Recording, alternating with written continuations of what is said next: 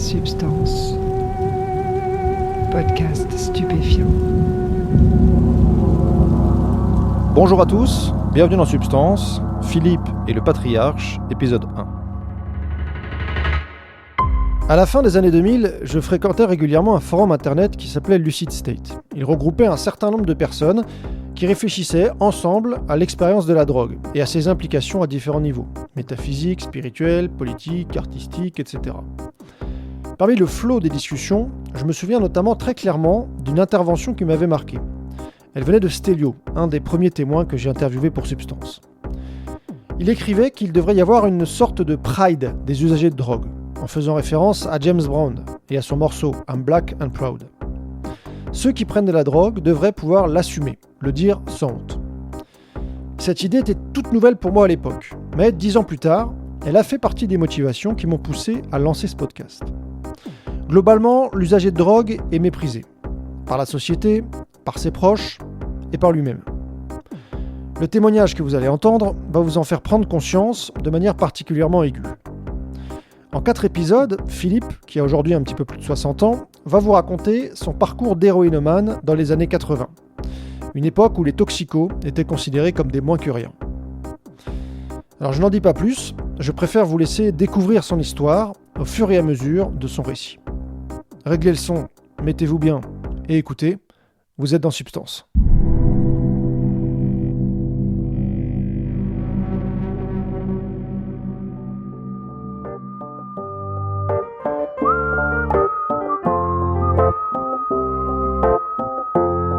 Voilà, je m'appelle Philippe.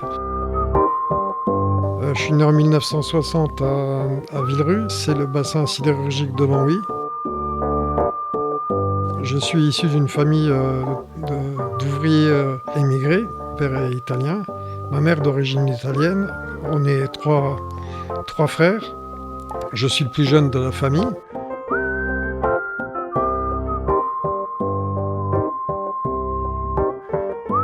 J'ai eu une enfance heureuse, je vais dire, sans trop de problèmes. Un peu de mal à l'école, contrairement à mes deux frères, qui étaient très bons élèves. Et moi, j'étais plutôt déjà à l'époque le vilain petit canard de la famille. On me comparait sans arrêt aux deux aînés, quoi. Bon, j'ai eu un parcours scolaire assez bref. Je me suis arrêté à la fin de la 3e.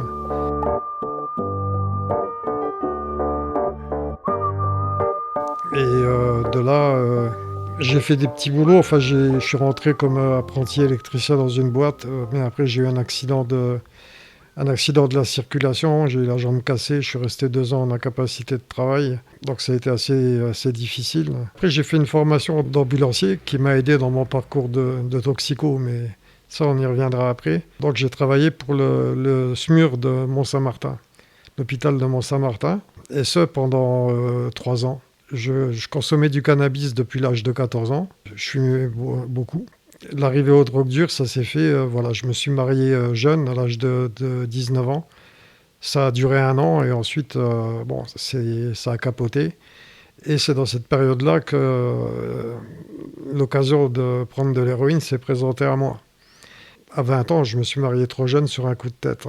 Quand le mariage a capoté, je suis rentré dans une phase dépressive. Et c'est là qu'un soir, j'ai eu l'opportunité de prendre de l'héroïne pour la première fois. Ça a été un rail, on m'a fait un rail, j'ai sniffé. Et je me suis senti très bien tout de suite, comme j'avais jamais été de ma vie d'ailleurs.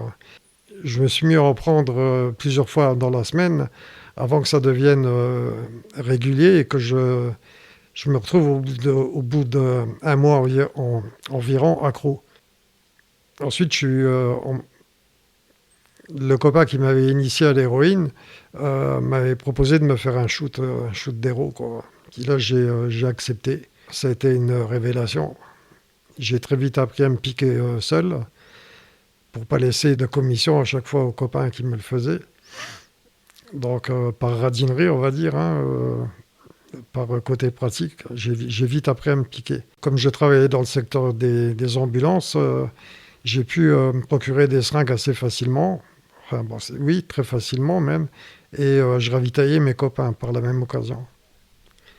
Mais il m'est arrivé aussi de me trouver, je me rappelle une soirée particulièrement, où on était à 5 et il n'y avait qu'une seule seringue. On a tourné à 5 sur la même seringue. Et on rinçait dans un verre où à la fin, le verre était rose de sang, quoi. On rinçait même pas l'eau du verre pour te dire à quel point on peut tomber bas et on se fout d'attraper des saloperies, quoi. En fait, j'étais pas que simple consommateur. La personne qui m'a proposé montait régulièrement à Amsterdam. Au bout d'une dizaine de jours, je suis monté avec lui. Et donc, j'ai pu acheter en gros. En gros, bon, je sais plus, j'avais mis une somme faible par rapport à lui. Mais ça m'a permis de pouvoir en revendre et aussi avoir assuré ma consommation personnelle, quoi. Au début, c'était comme ça. Ça a duré des années comme ça, d'ailleurs. Donc, ça me permettait de faire les choses au quotidien relativement facilement. La première cure de désintox que j'ai faite, en fait, je l'ai faite parce que sous la pression familiale. Mon frère aîné, qui est médecin à l'époque, me met une pression énorme, mes parents aussi, enfin tout le monde, mes frères, tout le monde. Donc j'ai cédé, je suis allé en désintox, et puis là je suis parti en post-cure dans les Vosges, dans une ferme. Je suis resté quelques mois, 4 mois là.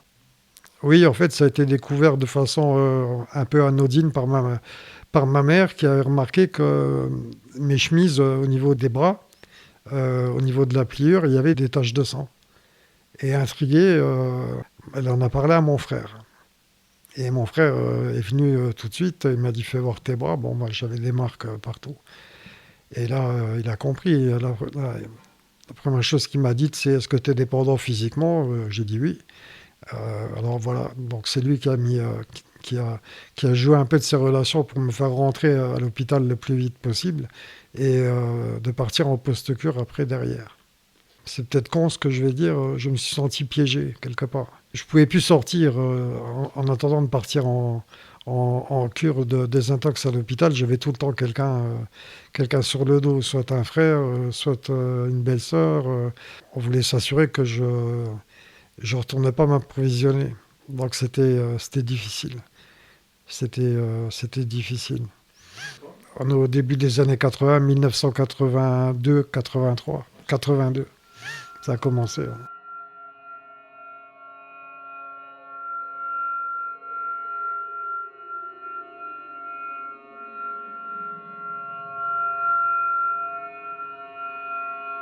Je veux dire, moi, quand je suis rentré dans ce milieu-là, c'était un milieu assez fermé, on n'était pas nombreux.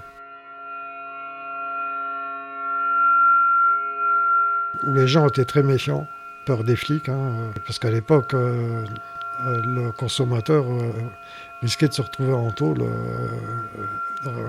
rapidement, hein, n'était pas reconnu comme malade. C'était un milieu fermé, hein, on était un petit groupe en fait. Groupe où je me suis senti accepté tout de suite à partir du jour où j'ai commencé à me shooter. Là, bon, on va dire que j'avais passé le rite d'initiation et j'étais bien intégré dans ce groupe-là, je m'y sentais bien. Parce qu'il n'y avait pas encore les moments galères qui étaient arrivés. Il n'y avait pas de problème, tout le monde en avait, enfin il n'y avait pas de problème pour se ravitailler. À ce moment-là, je ne connaissais pas la galère, quoi. Et ça, c'est arrivé plus tard, parce qu'on montait à Amsterdam régulièrement. Quand on revenait, on revendait suffisamment pour pouvoir remonter la fois d'après et se réapprovisionner. Sauf qu'à un moment, on a commencé à consommer plus qu'on ne vendait. Et à la fin, on s'est retrouvé tout en bas de l'échelle, c'est-à-dire on recherche tous les jours de la dose, quoi. Et c'est là que les conneries ont commencé. J'ai fait plusieurs désintos en fait. Souvent c'était quand on ne trouvait plus de produits, ou on n'avait plus assez d'argent pour s'en procurer. Évidemment j'étais grillé partout, hein. Tout le monde savait que je prenais ça et que je cherchais à exploiter la moindre chose qui pouvait me servir chez les gens. Enfin, c'est un côté très manipulateur. Mes amis d'enfance, tout ça, qui n'en prenaient pas, m'avaient lâché. J'avais emprunté de l'argent un peu partout. Et au bout d'un moment, je ne remboursais pas. J'ai volé aussi beaucoup. Et donc, évidemment, on perd des amis comme ça. Et je me suis retrouvé à un moment au fond du trou. Donc, en fait, je tenais le coup par période de désintoxication, de rechute. En fait, ça n'a été que ça. Désintoxication, rechute, désintox, rechute. Ça a été tout le temps ça. Ce qui faisait rechuter, c'est que quand je sortais de désinto et que je me retrouvais dans mon quartier, j'allais au café, il y avait toujours quelqu'un pour venir me dire où est-ce que tu étais, on te voyait plus. Alors je disais, je suis allé en désinto, j'ai arrêté. Il y avait tout le temps quelqu'un pour me dire, en ce moment il y a de la bombe qui tourne. Bon, alors on dit non une fois, peut-être deux fois, et puis après on dit et puis merde, et puis ça repart. J'aimais la sensation que ça me procurait, mais au début on shoot pour s'envoyer en l'air, et après on shoot pour pas être malade. Alors ça devient un peu, il faut en mettre beaucoup. L'effet c'est de moins en moins. Il m'est même arrivé d'aller en désintoxication pour pouvoir regoûter au produit. Parce que j'arrivais à des doses de cheval qui me faisaient pratiquement plus rien, plus d'effet, enfin moins d'effet. Et c'est vrai qu'on recherche tout le temps l'effet du premier shoot, mais ça on ne le retrouve jamais. C'est le piège là.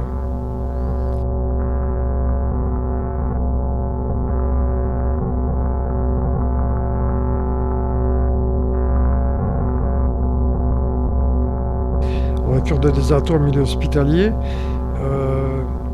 tu avais souvent un contrat avec le service de médecine, un contrat très carré, hein, c'est-à-dire interdiction de sortir de la chambre, d'aller dans le couloir, de téléphoner, interdiction de visite. Bon, à l'époque, le traitement, c'était pas terrible, c'était du catapressant, c'était un hypotenseur, je crois. Le catapressant et Tranxène 50 en injection intramusculaire avec quelques neuroleptiques, somnifères qui me faisaient rien. Quand je ressortais de l'hôpital, j'étais souvent accro aux médicaments. Après, ça aussi. L'arrêt de l'héroïne, en fait, me faisait replonger dans une autre dépendance qui était la dépendance médicamenteuse. Je me suis toujours retrouvé accro à quelque chose. Le syndrome de sevrage, c'est un truc, c'est des courbatures partout, envie de vomir, des sueurs froides. Ça, c'est terrible. Et une hypersensibilité au tissu. Tu as une chair de poule constante. Hein. Et le frottement du tissu sur ton corps, sur ta peau, est difficilement supportable. Même les draps... c'est quelque chose qui est difficilement supportable quand tu es vraiment en manque très très fort. Hein. Et toujours ces sueurs froides, c'est constant. Ça va pas te laisser comme une rage de dents. Des fois, tu as 2 minutes ou 5 minutes de répit. Le manque, c'est constant. Tu sais que tu en as pour plusieurs jours, que quoi que tu fasses, c'est comme ça. Tu es vraiment au fond du trou, quoi, dans tous les sens du terme. Hein.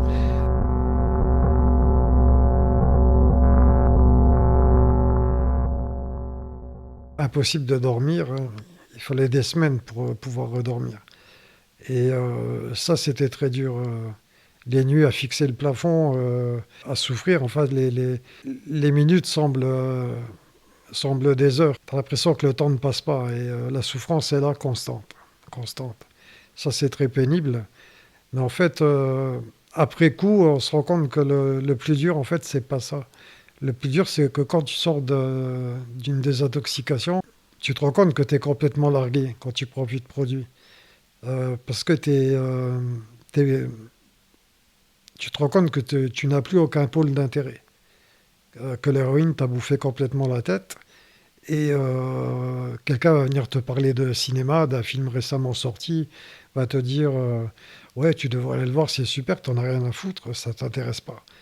T'arrives plus à t'intéresser, à t'intégrer dans des discussions normales entre potes, quoi. C'est impossible. C'est toujours ce vide laissé par l'héroïne. Hein.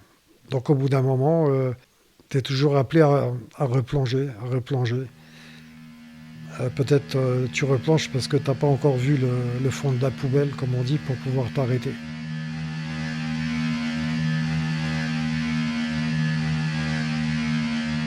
Le jour de Noël 85, facile à retenir.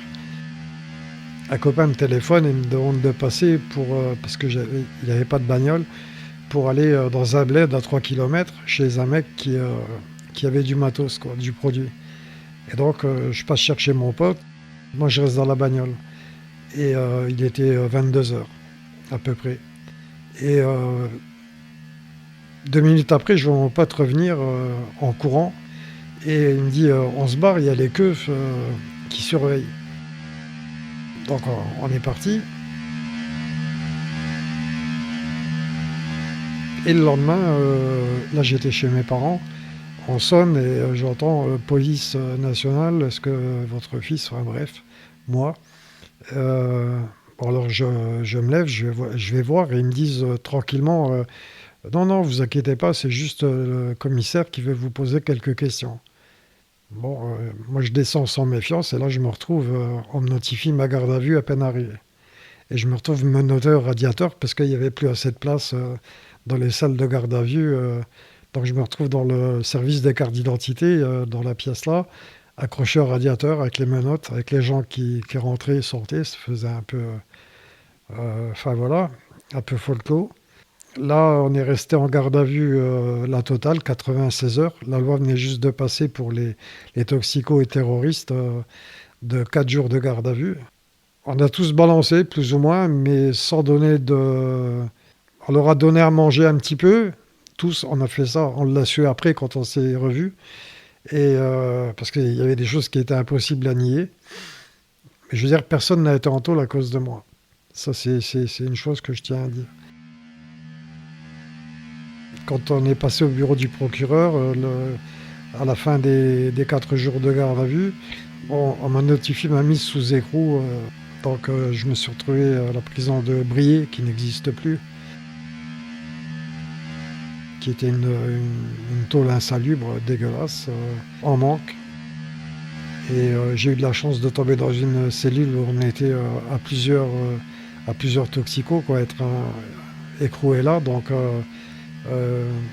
bon, on m'a aidé, hein, on me faisait mon lit, enfin, je veux dire, ça a été... on m'a soutenu, on m'a aidé, quoi. J'étais primaire, c'était ma première affaire.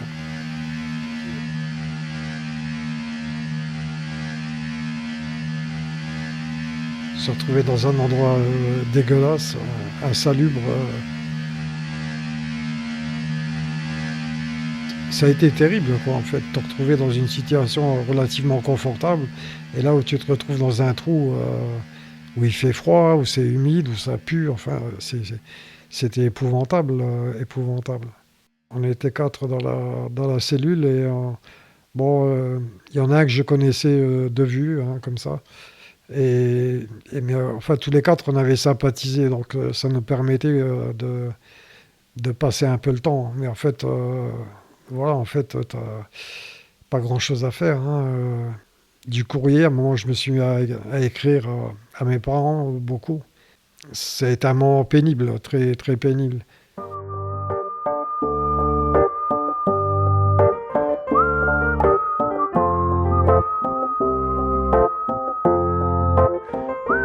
Ma deuxième femme est professeure d'italien et ma belle-sœur, la femme de mon frère cadet, est aussi professeure d'italien et travaillait dans le même lycée.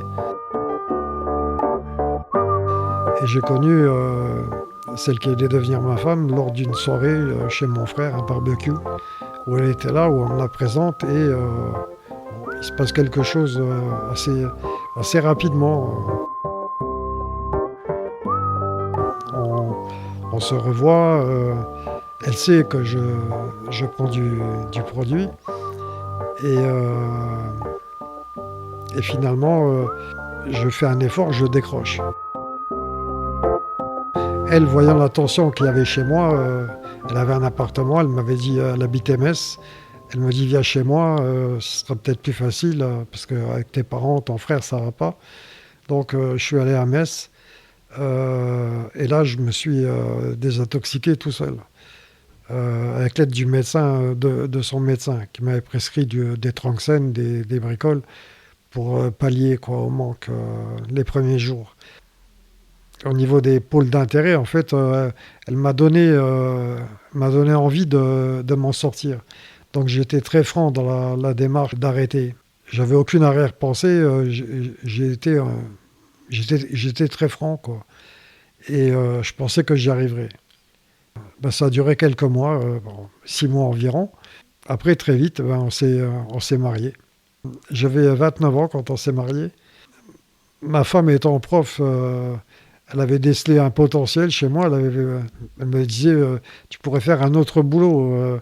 Alors, on a réfléchi à quoi, et moi, je ne voyais pas trop. Et c'est elle qui a eu l'idée de me dire, pourquoi tu ne ferais pas éducateur Alors, je ne me sentais pas du tout apte à faire une formation d'éduc. Mais bon, elle a persévéré, et finalement, on est allés tous les deux à Nancy, à l'école d'éducateur. Maintenant, c'est Metz, mais à l'époque, il y avait Metz et Nancy.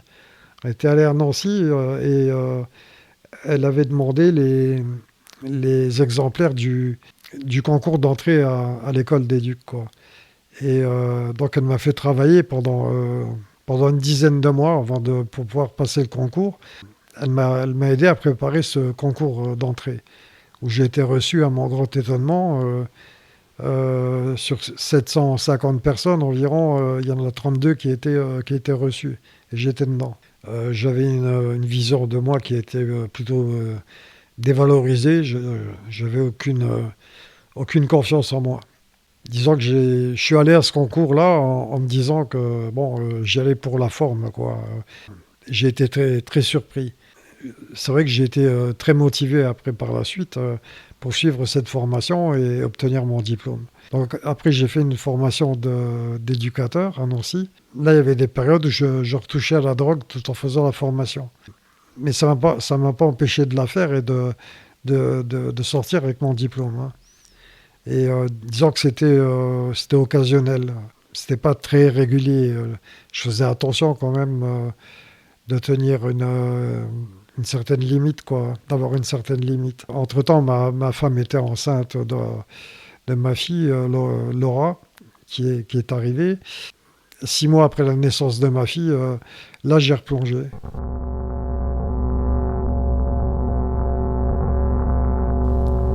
Je travaillais dans un centre éducatif et professionnel à Boulay. C'était un centre qui s'occupait de jeunes qui vivaient en milieu défavorisé. Je travaillais dans ce centre-là et là, on m'a pris la main dans le sac. Un collègue a trouvé une seringue, une cuillère chauffée et du coton, enfin tout l'attirail, quoi. En fait, je me shootais au boulot. Et ça s'est vu et donc j'ai été viré du travail. Et là, ma femme en a eu marre et elle a voulu se séparer de moi. Et c'est là que on va arriver au Patriarche par là. Le Patriarche était une association qui gérait des centres de désintoxication en France et dans le monde entier. Il a été créé par un certain Lucien Engelmeyer. Philippe vous racontera son séjour dans ces centres dans le prochain épisode. D'ici là, portez-vous bien.